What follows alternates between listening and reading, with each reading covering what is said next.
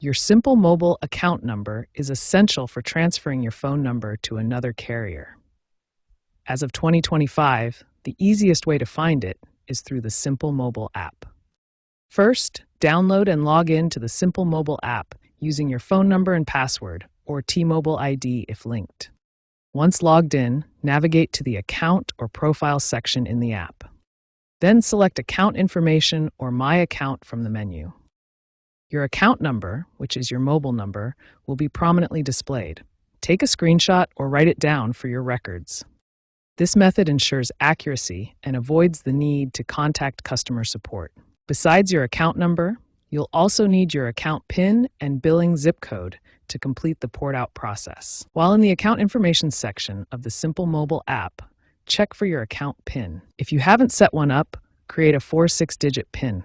Note down your billing address zip code as well.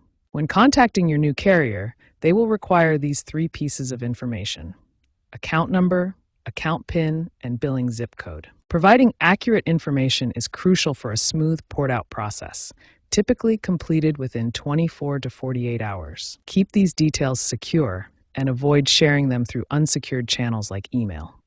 Contact Simple Mobile support if you encounter any issues or need assistance with setting up your PIN.